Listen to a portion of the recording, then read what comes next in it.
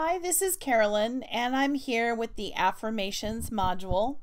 Some of you may not need this. If you're getting right to the keyboard and typing away, you probably don't.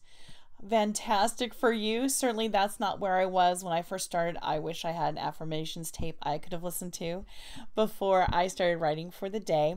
So this is really for the people that are having trouble getting to the keyboard. They're either distracted, a lot of stuff is happening that they can't carve out the time to sit down and write, or they have the time but then they're just not writing. They're sitting there immobilized, unable to move those fingers across the keyboard as quickly as they would like. Usually this is because of fear and the inner critic, and we know the more fear we have, the louder the inner critic is. So I'd strongly recommend that you go check out the fear and internal critic modules. In the meantime, though, as you're working on this, it might be helpful either before the module or after the module and before you start to write, is just listen to these affirmations and know that they are true. I am not blowing smoke up your skirt. I'm not making this up. I have no reason to, okay? I know you are a writer. First of all, in our daily lives, we write stuff all the time, so that made you a writer. And if you're here on these modules and you want to sit down and write some fiction, you're a writer. You do not need permission from anyone to write. If you do, though, I understand maybe the inner critic is really loud about that. I am giving you permission to write. I have 50 novels under my belt. I've had a traditional publishing 7-book deal. If there's no one else in the world to give you permission to write, it is me. I'm giving you permission. Okay, so if that is a big deal for you, you have permission to write.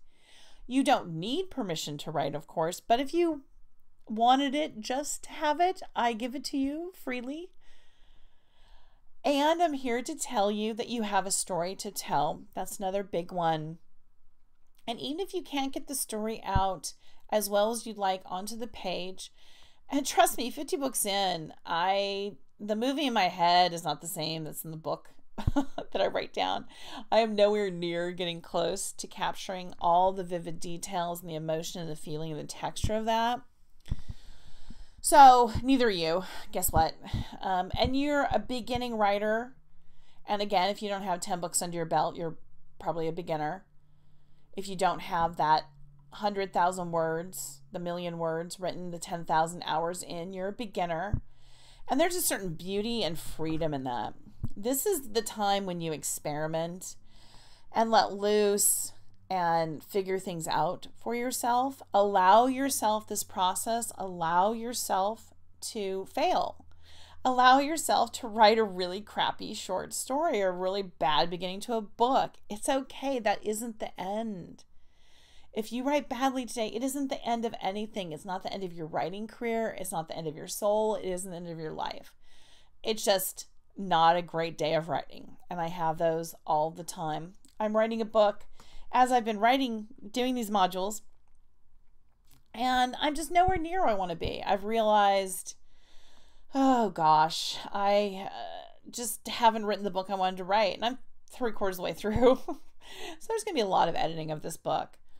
And that's okay. Guess what? That's okay. 50 books in. This is a new series, kind of a new direction for me, a new genre. And I'm going to have to experiment. And my first attempt, 3/4 of the way through, has failed. That's okay. So what? I'm going to abandon it. I'm going to write all these pages. I'm going to write 130 pages into a book and then give up because it's not the way I want it to be.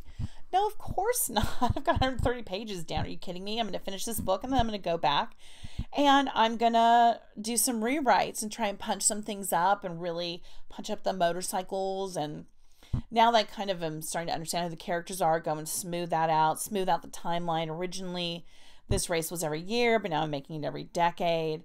Just things like that. So if I can make those kinds of really super critical errors in my writing, guess what? You can too. Isn't that fantastic? You can make huge errors. You can boff it. Okay? You can just, swing and miss. And as a matter of fact, you're going to swing and miss. And if you're not swinging and missing, you probably aren't pushing yourself hard enough. So you're a writer. You can make as many errors as you want. This is a learning curve.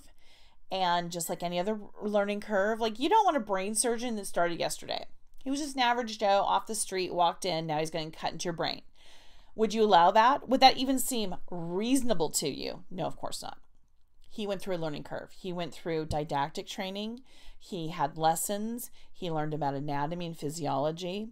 Then he had an internship, and then he had a residency. He watched a lot of surgeries. He assisted a lot of surgeries, then finally did surgeries himself, and now is probably teaching them. It is the same exact learning curve. You need some didactic learning. You need to understand what passive voice is, things like that. You need to see how other people write and kind of have an understanding. And hopefully you've been an avid reader. And so you've read a lot of books and kind of ingest a lot of stories. So you kind of understand how they go. You weren't raised in a cave and have never read anything before. And now you get to experiment. So today, when you hit that keyboard, I want you to have your internal critic muted as best as possible. If you need to vent some fear before you can sit down, go ahead and do that.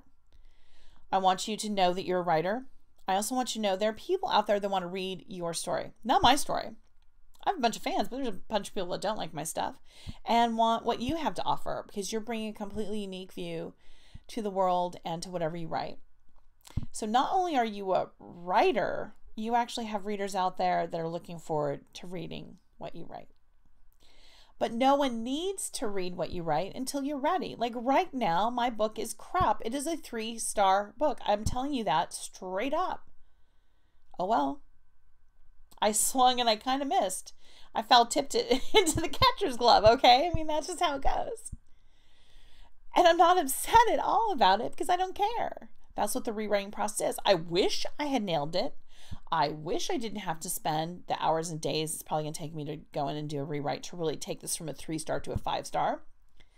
I'm also totally fine with it though. It's a new genre. I hadn't done it before. And guess what? It took me a little bit longer than it takes me to write the stuff I'm used to writing every day.